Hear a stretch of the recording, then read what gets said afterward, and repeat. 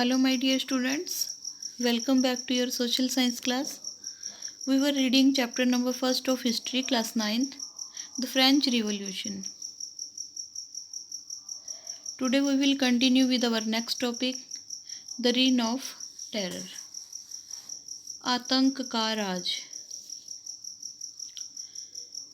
The period from 1793 to 1794 is referred as the reign of terror.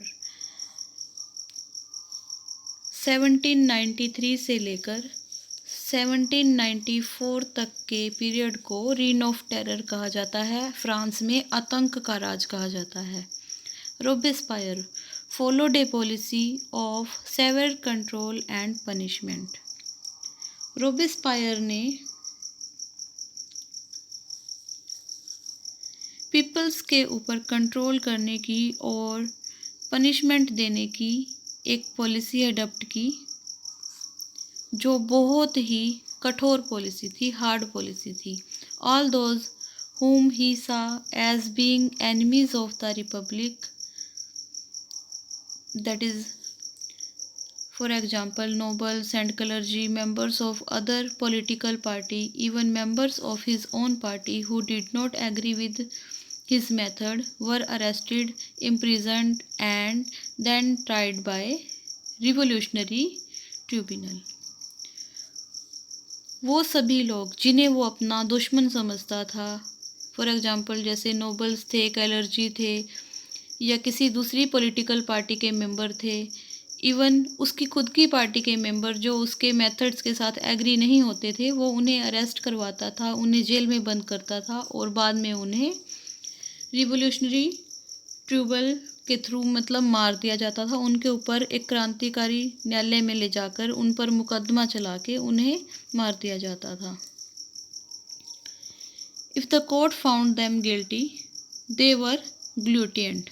अगर court उन्हें दोषी बता देता था तो उन्हें गिलोटिन पर चढ़ाकर उनका जो सिर है वो काट दिया जाता था. गिलोटिन क्या था? The guillotine is a device consisting of 2 poles. Guillotine एक ऐसा डिवाइस था जिसके दोनों तरफ खंभे लगे हुए थे. And a blade with which a person is beheaded. और उसके सेंटर में एक ब्लेड लगा होता था जिस ब्लेड से किसी पर्सन का जो सिर है वो काटा जाता था.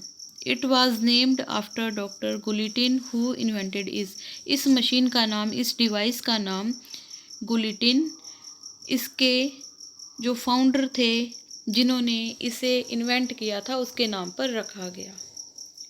तो जो रोबेस्पायर की जो पॉलिसीज़ थी वो बहुत हार्ड पॉलिसीज़ थी. तो जितने टाइम पे रोबेस्पायर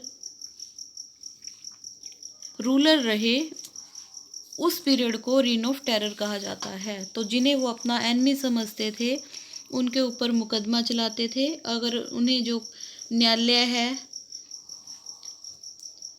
उन्हें दोषी बताता था तो उसे गिलोटिन नामक डिवाइस पे चढ़ा के उन्हें मार दिया जाता था. Robespierre's government issued law placing a maximum ceiling on wages and prices. Robespierre की जो गवर्नमेंट थी उन्होंने जो मज़दूर थे उनके लिए वेजेस डिसाइड किए और जो प्राइसेस थे वो भी डिसाइड किए. मीट एंड ब्रेड वर रेशन्ड. तो जो मीट और ब्रेड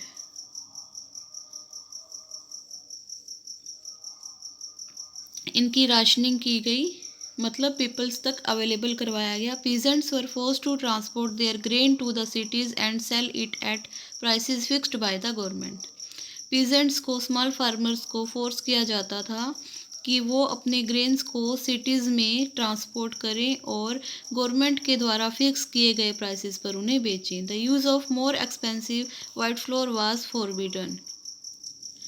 तो जो बहुत ज़्यादा महंगा वाइट फ्लोर था उसके यूज पर उन्होंने रोक लगा दी कि कोई भी उस वाइट फ्लोर का यूज नहीं करेगा.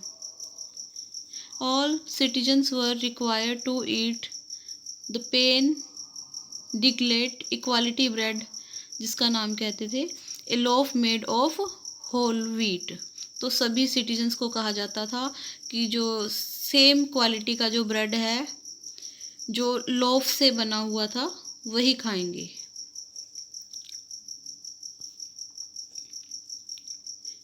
Equality was also sought to be practiced through forms of speech and address। उन्होंने अपने किंगडम में इक्वालिटी का प्रचार किया। उन्होंने स्पीचेस एड्रेस करके लोगों तक इक्वालिटी को पहुंचाया।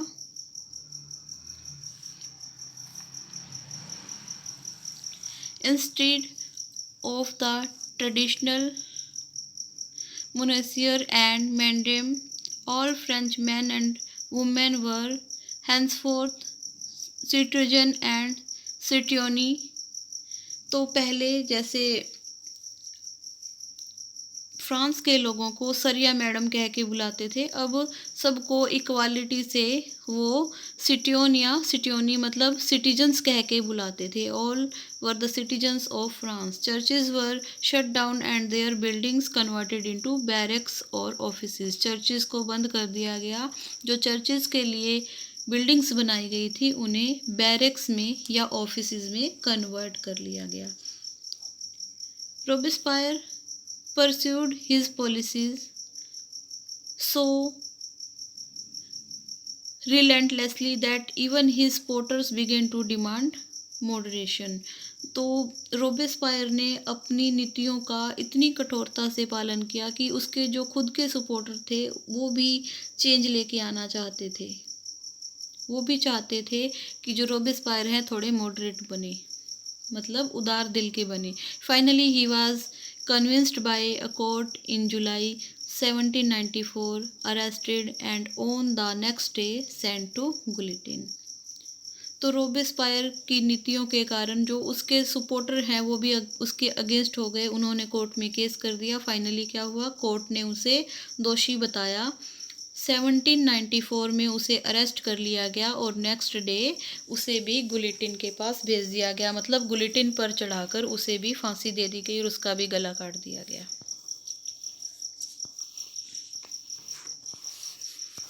तो रोबेस्पायर के पीरियड को रीन ऑफ टेरर कहा जाता है। Next is directory rules France. France में एक डायरेक्टरी रूल स्टार्ट हुआ। The fall of the Jacobian government. तो रोबेस्पायर वाली जो गवर्नमेंट थी वो जैकोबिन गवर्नमेंट थी, वो फॉल हो गई।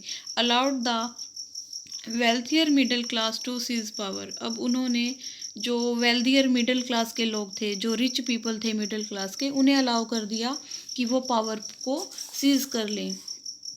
ए new constitution was introduced which denied the vote to non propertied section of society. नया संविधान बनाया गया जिसमें कहा गया कि जिनके पास प्रॉपर्टी नहीं है उन्हें वोट करने का राइट नहीं दिया जाएगा। It provided for 2 elected legislative council. इसकी 2 इलेक्टेड लेजिस्लेटिव काउंसिल्स बनाई गई। These then appointed a directory and executive made up of 5 member. तब इन्होंने 5 सदस्यों वाली 5 मेंबर्स वाली एक कार्यपालिका नियुक्त की जिसे डायरेक्टरी कहते हैं।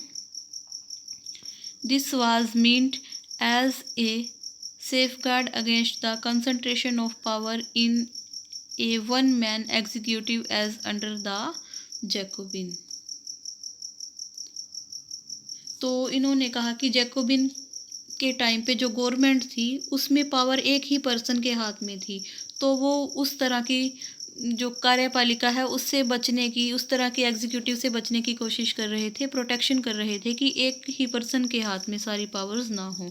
However the directors often clashed with the legislative council who then sought to dismiss them. तो जो डायरेक्टर था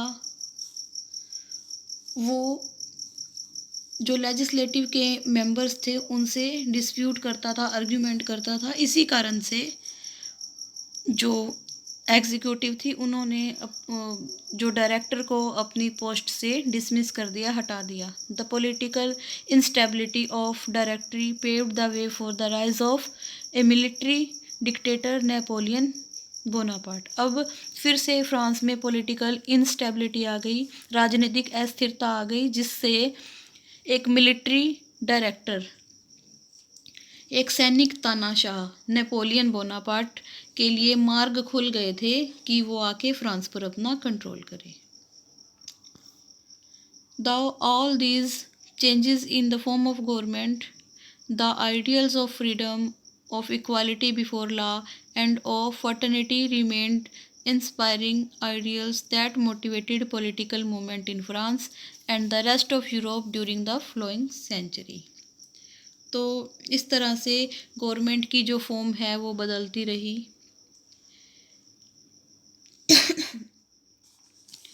तो इन सभी परिवर्तनों के कारण जो स्वतंत्रता है, समानता है, भाईचारा, बंधुत्व जिसे कहते हैं, वो इनके आइडियल्स बन गए। तो आने वाले सालों में मतलब ये जो आइडियल्स थे फ्रांस के, इक्वालिटी बिफोर लॉ, फ्रीडम और फर्टिनिटी, ये सभी आने वाले सालों के लिए फ्रांस में ही नहीं बल्कि यूरोप के लिए भी पॉलिटिकल मूवमेंट के मोटिवेटेड बन गए, उनके लिए प्रेरक बन गए। Next topic, did women have a revolution? क्या वुमेन्स ने भी रिवोल्यूशन की थी? फ्रॉम द वेरी बिगनिंग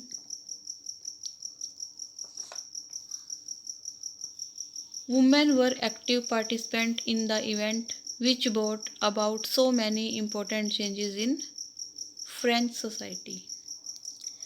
शुरू से ही फ्रांस की जो वुमेन थी उन्होंने फ्रांस में होने वाली जो चेंजेस के लिए एक्टिविटीज़ थी, इवेंट थी, उसमें पार्टिसिपेट किया। They hoped that their involvement would pressurise the revolutionary government to introduce measures to improve their lives. तो उन्हें पूरी उम्मीद थी कि अगर वो इन इवेंट्स में पार्टिसिपेट करेंगी तो आने वाली जो गवर्नमेंट होगी वो वुमेन्स की कंडीशंस को इम्प्रूव करने में इम्पोर्टेंट रोल प्ले करेगी। Most women of third estate had to work for a living. Third estate की अधिकतर महिलाओं को अपनी जीविका कमाने के लिए काम करना पड़ता था। दे वर्कड एज सीमस्ट्रेस और laundresses, sold flowers, fruits and vegetable at market, or were employed as domestic servant in the houses of prosperous people. वो क्या करती थी? तीसरे जो एस्टेट की जो महिलाएं थी वो कपड़े की सिलाई करती थी, बुनाई करती थी, उन्हें कपड़े धोने का काम करती थी। इसके अलावा वो मार्केट में जो फ्रूट हैं, फ्लावर्स हैं, वेजिटेबल्स हैं वो बेचती थी। और जो रिच फैमिलीज़ थी वहाँ पे साफ़ सफाई का काम करती थी। मतलब प्रॉस्पेरियस फैमिलीज़ में उनकी लुक आफ्टर का काम भी करती थी और उनके लिए साफ़ सफाई का काम भी करती थी। Most women did not have access to education और जॉब ट्रेनिंग। अधिकतर महिलाओं को एजुकेशन नहीं दी जाती थी, ना ही जॉब की ट्रेनिंग दी जाती थी। ओनली डॉटर्स ऑफ नोबल्स और wealthier members of the third estate could study at a convent after which there families arrange a marriage for them. सिर्फ जो नोबल फैमिलीज़ या रिच फैमिलीज़ की जो गर्ल्स होती थी, डॉटर्स होती थी, उन्हें ही कन्वेंट स्कूल्स में स्टडी दी जाती थी। उनकी स्टडी कंप्लीट होने के बाद उनकी मैरिज कर दी जाती थी। Working women had also to care for their families, that is cook, fetch water, queue up for bread and look after the children. तो जो वर्किंग वुमेन थी उन्हें बाहर काम करने के अलावा भी घर पे भी काम करने पड़ते थे, जैसे अपनी फैमिली की लुक आफ्टर करना, उनके लिए फूड बनाना, पानी लेके आना, फूड के लिए, ब्रेड के लिए क्वीज़ में लाइनों में लगना, इसके अलावा अपने बच्चों की देखभाल करना, उनका पालन पोषण करना, ये कार्य भी करने पड़ते थे। Their wages were lower than those of men. उनके जो वेजेस थे वो मैन से कम होते थे। In order to discuss and voice their interest, women started their own political club and newspaper. अपने हितों की रक्षा करने के लिए और उन पर डिस्कशन करने के लिए वुमेन्स ने अपने पर्सनल क्लब खोले और बहुत सारे पर्सनल न्यूज़पेपर भी पब्लिश करवाए। About 60 women's club came up in different French cities. France की अलग अलग सिटीज़ में 60 वुमेन क्लब राइज हो गए। The society of revolutionary and Republican women was the most famous of them. उनमें से जो वुमेन्स का सबसे फेमस क्लब था वो था the society of revolutionary and Republican women था। One of their main demand was that women enjoy the same political rights as men. उनमें से उनकी जो सबसे इम्पोर्टेंट डिमांड थी वो थी कि महिलाओं को भी, वुमेन्स को भी उतने ही पॉलिटिकल राइट्स मिलने चाहिए जितने कि मेंस को मिले हुए हैं। Women were disappointed that the Constitution of 1791 reduced them to passive citizen। तो जो संविधान बनाया गया था फ्रांस का 1791 में, वुमेन्स उस संविधान से डिसअपॉइंटेड थी, नाराज़ थी, एंग्री थी, क्योंकि उस संविधान के अकॉर्डिंग जो वुमेन्स हैं उनकी पावर कम हो गई थी। मतलब वुमेन्स को पैसिव सिटीजन बनाया गया था, उन्हें वोट करने का राइट नहीं था। They demanded the right to vote, to be elected to the assembly and to hold political office. तो उन्होंने वोट करने के राइट की डिमांड की।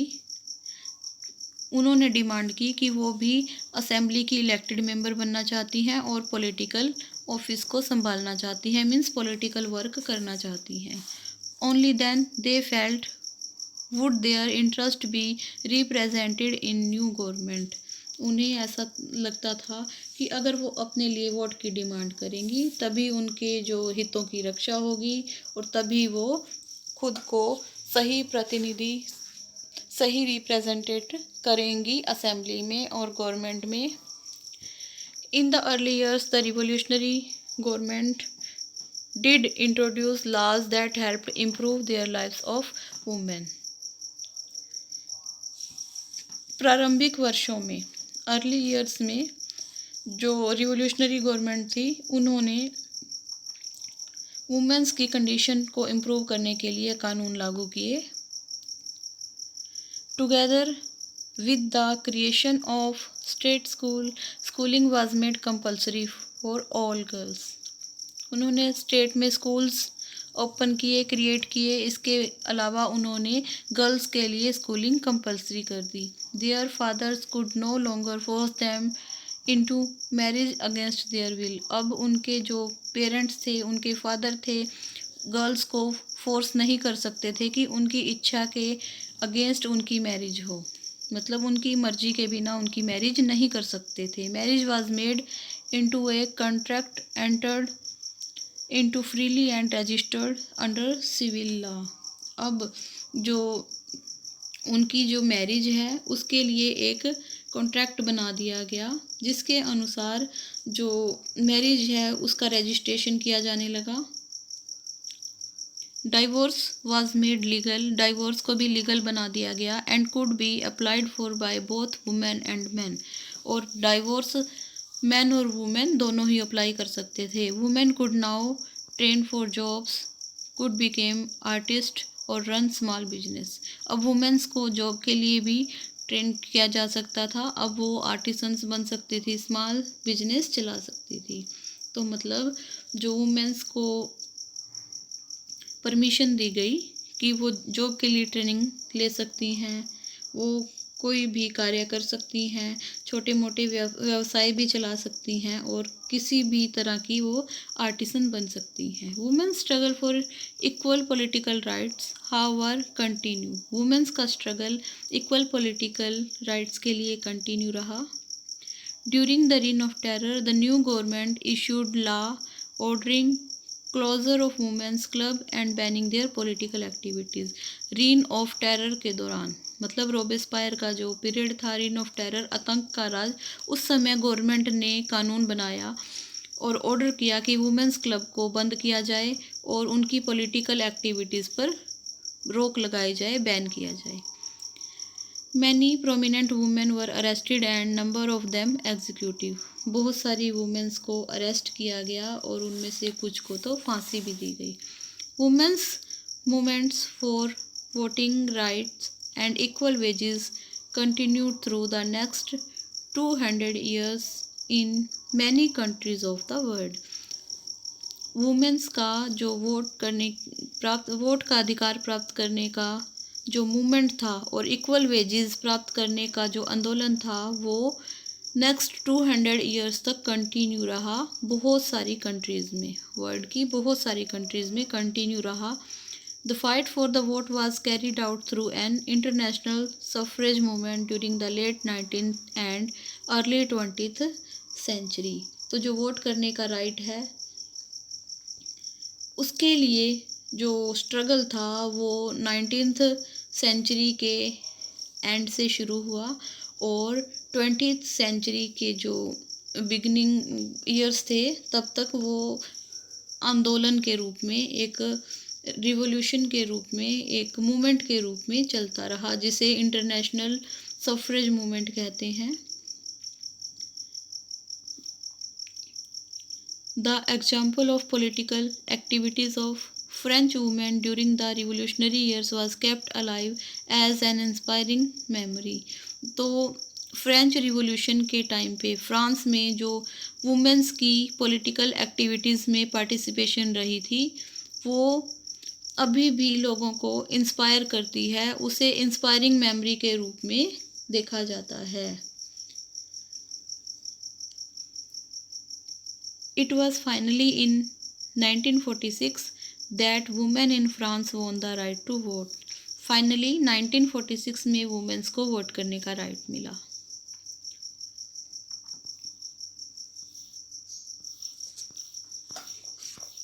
तो वुमेन्स को फ्रांस में बहुत सारी स्ट्रगल करने के बाद, रिवॉल्यूशंस करने के बाद 1946 में वोट करने का राइट मिला। Next is the abolition of slavery। Slavery, दास प्रथा। One of the most revolutionary social reforms of the Jacobin regime was the abolition of slavery in the French colonies। Jacobian government का जो important सामाजिक सुधार रहा है वो यह है कि उन्होंने दास प्रथा का अंत किया था। The colonies in the Caribbean, Montesquieu, Guadeloupe और San Domingo were important suppliers of commodities such as tobacco, indigo, sugar and coffee। तो मार्टिलिन, गाडेलोप और सैन डोमिंगो जैसी कई जो कंट्रीज़ हैं वहाँ पे चीनी, तंबाकू, इंडिगो और कॉफ़ी जैसी जो थिंग्स हैं उन्हें ग्रो करते थे, उन्हें प्रोड्यूस करते थे, उनकी सप्लाई प्रोवाइड करते थे। But the reluctance of Europeans to go and work in distant and unfamiliar lands meant a shortage of labor on the plantation। तो बहुत दूर दूर देशों में जाकर काम करना यह यूरोप के लोगों के लिए फैमिलियर नहीं था, अपरिचित था। मतलब तो वो इतने दूर दूर के जो प्लांटेशन साइट थी वहाँ पे वर्क नहीं कर सकते थे। So this was met by triangular slave trade between Europe, Africa and Americas. तो वहाँ पे लेबर की शॉर्टेज थी प्लांटेशन साइट्स पे, तो इस शॉर्टेज को पूरा करने के लिए ट्रायंगुलर स्लेव ट्रेड किया जाता था यूरोप, अफ्रीका और अमेरिका में। The slave trade began in the 17th century. Slave trade 17वीं शताब्दी में शुरू हुआ था। French merchants sailed from ports of Bordeaux और Nantes to the African coast where they bought slaves from local chieftains. तो जो फ्रांसीसी व्यापारी थे वो बोर्डवेक्स और नैंते दो प्लेसेस से अफ्रीका में जो अपने जहाज लेके जाते थे अपनी अफ्रीका के पोर्ट्स में जहाज़ लेके जाते थे और वहाँ पे वो स्लेव्स खरीदते थे लोकल चीफ्टेन से।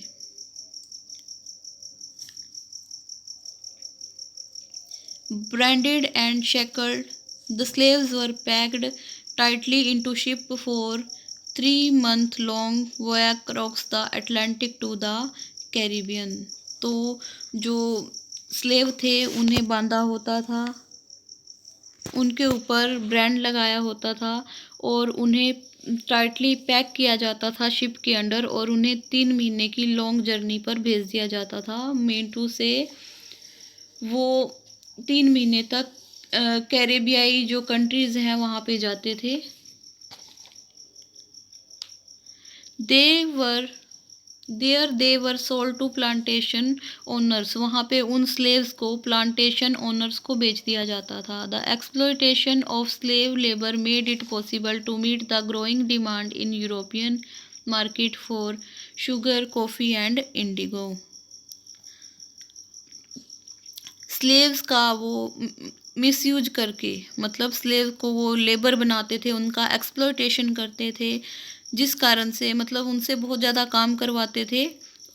उनके काम करने की वजह से यूरोप में जो शुगर, कॉफ़ी, इंडिगो की डिमांड पूरी होती थी यूरोप के लोगों के लिए। मतलब जो लेबर थे वो वर्क करते थे और इतना ज़्यादा प्रोडक्शन करते थे, उस प्रोडक्शन से यूरोप के लोगों की डिमांड पूरी होती थी, मार्केट की डिमांड पूरी होती थी। शुगर, कॉफ़ी और इंडिगो का प्रोडक्शन बहुत अधिक होता था।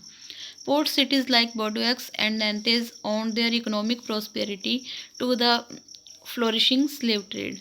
जो पोर्ट सिटीज़ थी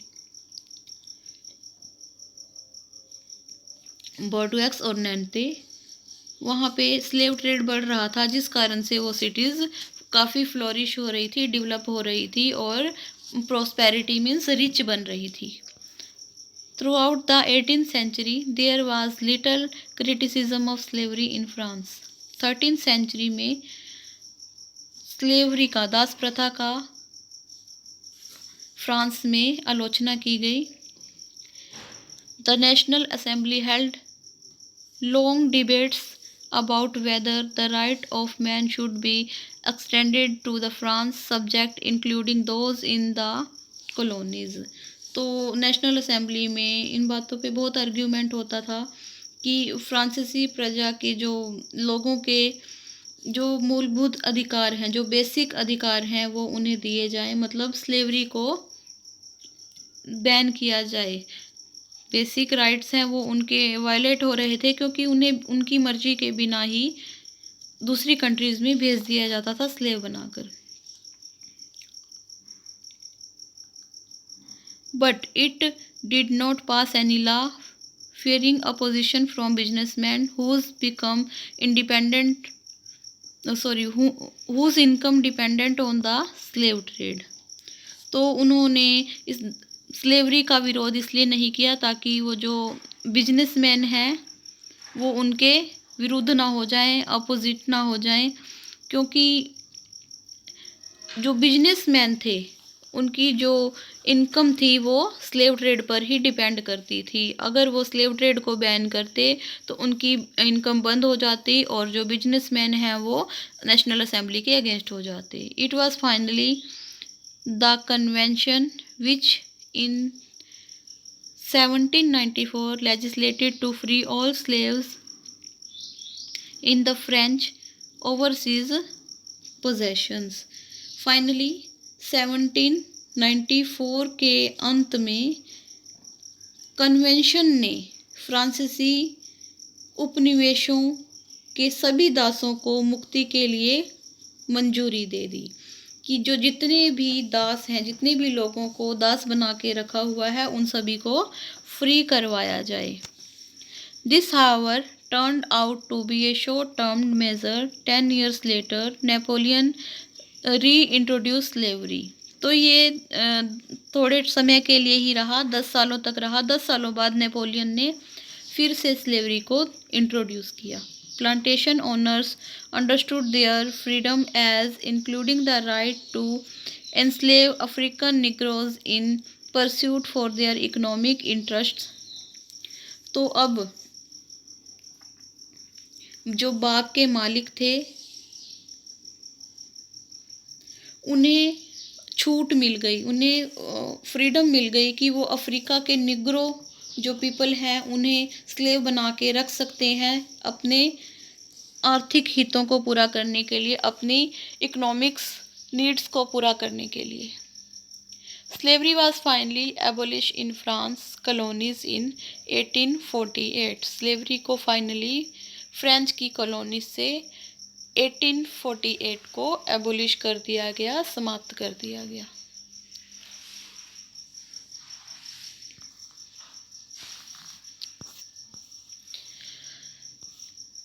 the revolution and everyday life. Revolution के बाद पीपल्स की एवरीडे की लाइफ किस तरह की हुई। Can politics change the clothes people wear, the language they speak और द बुक दे रीड। क्या पॉलिटिक्स होती है वो पीपल्स के क्लॉथ्स को, उनकी जो लैंग्वेज है और उनकी जो बुक्स हैं उसको चेंज कर सकती है। The years following 1789 in France saw many such changes in the lives of men, women and children। 1789 के बाद फ्रांस में वुमेन्स, मैन और चिल्ड्रन की लाइफ में इस तरह के चेंजेस देखे जा सकते हैं। The revolutionary government took it upon themselves to pass law that would translate the ideals of liberty and equality into everyday practice। जो रिवोल्यूशनरी गवर्नमेंट है उन्होंने लॉ के द्वारा फ्रीडम और इक्वालिटी के जो आइडियल्स थे उन्हें पीपल्स की लाइफ में अप्लाई करने की कोशिश की कि जो आइडियल्स हैं लिबर्टी और इक्वालिटी इन आइडियल्स को पीपल्स की डे टू डे लाइफ में अप्लाई किया जाए। One important law that came into effect soon after the storming of Bastille in the summer of 1789 was the abolition of censorship। उनमें से एक important कानून था जो 1789 के बाद में बेस्टाइल को ब्रोक करने के बाद शुरू हुआ था। वो क्या था? सेंसरशिप को एबोलिश कर दिया गया। मतलब पहले जो बुक्स होती थी, न्यूज़पेपर होती थी, उनके ऊपर गवर्नमेंट का ही अधिकार था। जो कॉमन मैन थे ना तो वो अपनी बुक, अपने पम्पलेट, अपनी जो न्यूज़पेपर है वो पब्लिश करवा सकते थे। तो 1789 में जब फ्रांस के लोगों ने बेस्टाइल को ब्रोक किया तो उस सेंसरशिप को स्टॉप कर दिया गया। In the old regime all written material and cultural activities like books, newspaper, play could be published or performed only after they had been approved by the censors of the king। तो old रिगिम के time पे इन सब पे ban था। जितना भी written material होता था, रिटन मटेरियल के साथ कल्चरल एक्टिविटीज़ जैसे बुक्स, न्यूज़पेपर, प्ले, ये तभी परफॉर्म किया जा सकता था या तभी पब्लिश किए जा सकते थे जब उसे किंग के सेंसर्स अप्रूव करते थे। Now the declaration of rights of man and citizen proclaimed freedom of speech and expression to be natural right. अब जब मैन और सिटीजन्स को राइट्स दिए गए, उनके राइट्स को डिक्लेयर किया गया, तो उसमें स्पीच, बोलने की फ्रीडम दी गई और अपने जो नेचुरल राइट्स हैं उन्हें एक्सप्रेस करने की फ्रीडम दी गई। जो भी ह्यूमन बींग्स के नेचुरल राइट मीन्स उन्हें बर्थ के साथ अधिकार मिले हैं, उन अधिकारों को प्राप्त करने की और बोलने की स्वतंत्रता की घोषणा की गई। Newspaper, pamphlet, books and printed pictures flooded the towns of France from where they travelled rapidly into the countryside. अब जब सेंसरशिप को बैन कर दिया गया तो newspaper, pamphlet, books, printed pictures towns में हर जगह पर फैलने लगी। मतलब फ्रांस में इन सब की बाढ़ आ गई। उसके बाद सिटीज़ के बाद ये कंट्री साइड मीन्स विलेजेस में भी तेज़ी से ट्रैवल करने लगी। They all described and discussed the events and changes taking place in France. तो इन सभी में फ्रांस में जो भी इवेंट्स हो रहे थे या तेज़ी से चेंज हो रहे थे उनके बारे में डिस्कशन की गई, उनके बारे में विस्तार से बताया गया। Freedom of the press also meant all opposing views of events could be expressed। तो फ्रीडम ऑफ प्रेस दी गई, जिससे क्या हुआ कि जो लोग इवेंट्स के बारे में अपने व्यूज़ देना चाहते हैं या उसका विरोध करते हैं, उन्हें फ्रीडम थी कि वो अपने इन व्यूज़ को एक्सप्रेस कर सकते थे। Each side sought to convince the others of its position through the medium of print. हर कोई प्रिंट के माध्यम से अपने व्यूज़ को बता सकता था, अपने दृष्टिकोण को प्रकट कर सकता था कि उनका जो व्यू है वो किस तरफ है, किस मैटर में है, किस पक्ष में है। Play songs and festive processions attracted large number of people. तो उन्होंने प्ले, म्यूज़िक और जो जुलूस निकाले जाते थे, फेस्टिवल्स थे, प्रोसेशंस थे, उनके थ्रू असंख्य लोगों को, लार्ज नंबर ऑफ पीपल को अट्रैक्ट किया अपनी तरफ। This was one way they could grasp and identify with ideas such as liberty और justice that political philosophers wrote about at length in text which only a handful of educated people could read. तो इस तरह से जो उन्होंने equality और justice और freedom के विषय में जो भी फिलोसफर्स ने लिखा था, तो जो एजुकेटेड पीपल थे सिर्फ वही उनके बारे में समझ सकते थे, जान सकते थे। अब जो म्यूज़िक, प्ले के माध्यम से बहुत सारे लोगों तक उनके जो आइडियल्स हैं, उनके जो व्यूज़ हैं वो पहुंच रहे थे। तो रिवॉल्यूशन के बाद पीपल की डे टू डे लाइफ इस तरह से चेंज हुई थी।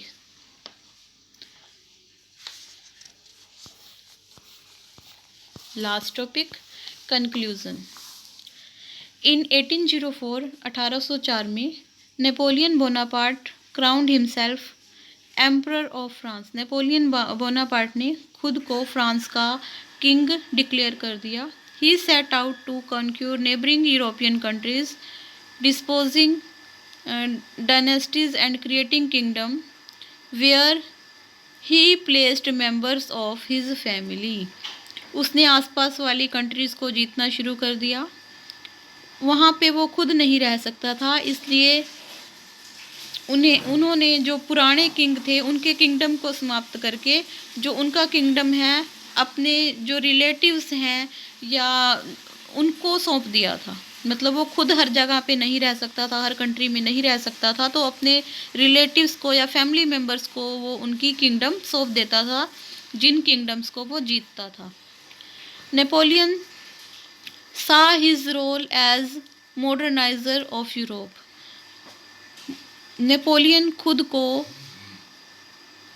यूरोप के मॉडर्न किंग डिक्लेयर करते थे कि वो यूरोप में चेंज लेके आएंगे।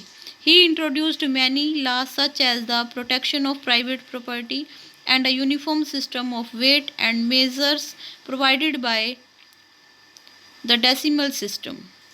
अब उसने क्या किया कि जो निजी संपत्ति थी, प्राइवेट प्रॉपर्टी थी, उसकी प्रोटेक्शन के लिए लॉ बनाए। उसने मेज़रमेंट भी शुरू कर दिया था डेसिमल सिस्टम के थ्रू। Initially many saw Napoleon as a liberator who would bring freedom for the people. शुरुआत में तो लोगों ने ऐसे समझा कि जो नेपोलियन है उसने उन लोगों को फ्रीडम दिलवाई है और वो आज़ाद हो गए हैं, मतलब वो सभी नेपोलियन की फेवर में थे। But soon the Napoleon army came to be viewed everywhere as an invading force. अब जब नेपोलियन ने इतनी लड़ाइयाँ लड़नी शुरू कर दी तो सभी लोग नेपोलियन की आर्मीज़ को देखते थे कि ये इन्वेडिंग फोर्स बन गई हैं, मतलब ये हमलावर हैं, हर जगह पे अटैक करती हैं। He was finally defeated at the Waterloo in 1850। तो 1815 में फाइनली नेपोलियन की हार हुई थी वाटरलू की लड़ाई में। Many of his measures that carried the revolutionary ideals of liberty and modern laws to other parts of Europe had an impact on people long after Napoleon had left. तो Napoleon ने जो लोगों को freedom और जो modern laws बताए थे वो यूरोप में फैल गए, यूरोप के बहुत सारी कंट्रीज़ में फैल गए और उनका इम्पैक्ट नेपोलियन की डेथ के बाद भी देखा जा सकता था। मतलब नेपोलियन ने नए कानून बनाए थे, पीपल्स को लिबर्टी के जो आइडियल्स दिए थे, उसका इम्पैक्ट नेपोलियन की डेथ के बाद भी यूरोप की बहुत सारी कंट्रीज़ में देखा जा सकता था। The ideas of liberty and democratic rights were the most important legacy of the French Revolution. जो फ्रांस के लोगों में स्वतंत्रता और डेमोक्रेटिक राइट्स के जो आइडियल्स थे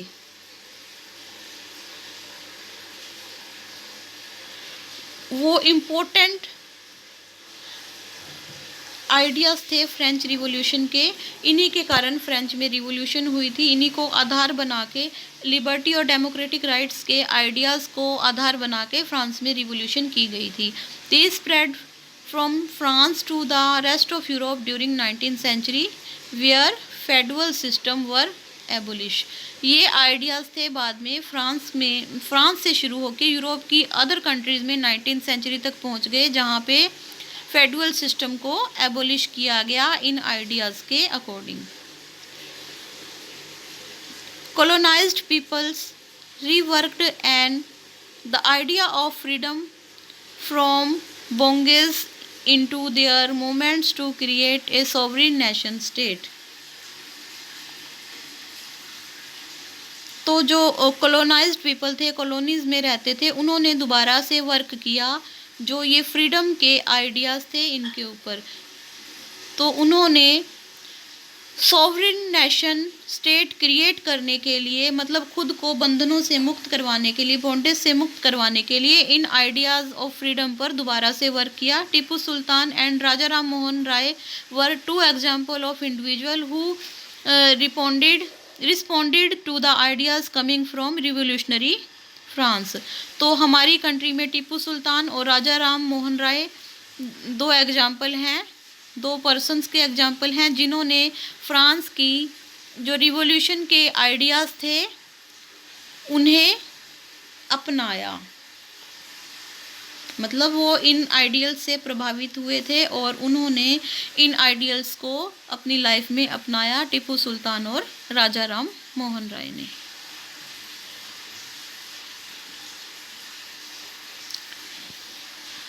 This was your chapter, the French Revolution.